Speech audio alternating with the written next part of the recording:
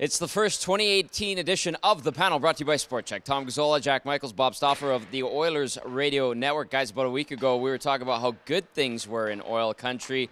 Flip the page, and 4 games later, the Oilers 0-3-1, haven't scored in 121-55, outscored 18-6 since, 10-0 in the last 2 games. Things don't look as good. Well, certainly not with those numbers that you just rattled off. And clearly the Christmas break did not do Edmonton any favors. I mean, any hockey team, any sports team will tell you when it's going well, they just want to play more games. And not only did Edmonton not get a chance to play more games, but they didn't skate for 3 days. And, you know, Todd McLellan said sometimes his bigger engines take a while to get going. And coming out of the break, clearly the Oilers have struggled to find themselves. And really the one point they salvaged was a game against Chicago where they were down 2 with 2.5 minutes to go.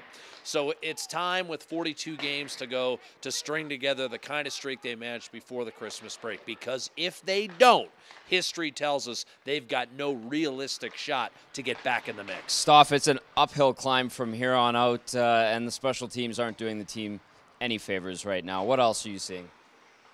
The 5-on-5 team, play for the most part has been okay. I mean, back to the special teams, unfortunately, it's reoccurring themes, right? I mean, the penalty killing at home is at a legendary low right now, below 55% at this stage in the season. It's kind of hard to comprehend. And then the power plays lost any kind of mojo it had as well. I mean, this was a power play last year that was 5th in the league.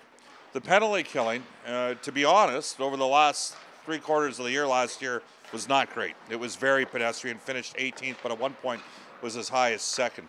So I think I understand to a certain extent the exasperation with the fans because they're not seeing improvement with the power play, and they're certainly not seeing improvement with the penalty killing, and they're seeing the same things happen over and over again. And I think therein lies part of the frustration. Bottom line is the people that have control of this situation, they got to do something about it. So it's the players and the coaches and the managers got to work together to find a way to improve those 2 aspects. If they can't get their penalty killing straight around, they got no chance. To me, it starts there. Well, the penalty kill has certainly struggled, Tom, but lest we forget against Los Angeles, the penalty kill gave up 3.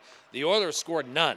I mean, they've been shut out in back-to-back games, and I think Mark Letestu actually encapsulated that when he said, look, you know, the penalty kills struggled, but we also have to score some goals. I'm sick of giving other goaltenders credit. And Jonathan Quick is world-class, but there's been some other goalies who've come in to Rogers Place, UC Saros to name one, that aren't necessarily on everyone's short list of the league's elite. So they've got to start, you know, getting back, and I think it starts really with getting to the front of the net. And there were a couple of net front drives early in the game that produced a power play or 2 for the Edmonton Oilers. They didn't capitalize. Bob's right. It's not just the penalty kill. The power play has to contribute as well, because whenever one special teams unit is struggling, you need the other to pick it up. And right now the Oilers don't have either going. Okay, so greasy goals will have to be at the top of the list of things to do. And how do the Oilers start doing that against the Anaheim Ducks Thursday night? And then they go into a pivotal 5-game road trip. As Jack mentioned, they got to get to the paint. Now, ironically, against Anaheim, the one player that's had a lot of success, certainly over the course of the last calendar year, has been Leon Draisaitl, and he needs to get her going, because he'd be the first to tell you that, you know, he needs to be a more dynamic player, 5-on-5, and for that matter, in the power play. And it's been an issue all season long. So, you know, I'd like to say I've got an idea what's going to happen against Anaheim. I don't. I mean, to me, the 2 losses, the 5-0 losses, were completely different games. The Oilers were never really in the game against Winnipeg. They were in the game against LA.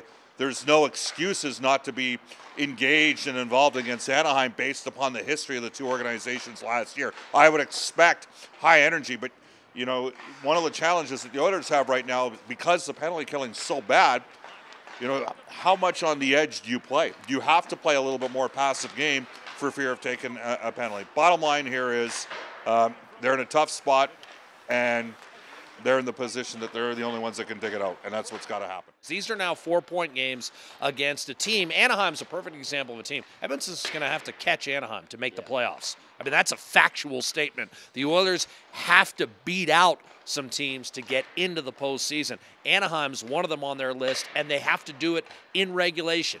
With a half a season to go, 3-point games start piling up. You need to get those 2 and withhold 2 from your opponent almost from here on out. Ducks coming into Edmonton after a 5-0 win in Vancouver as well. So we'll see if the Oilers can bounce back. As always, Jack and Bob have the call for you on chat. I've got you covered right here on EdmontonOilers.com.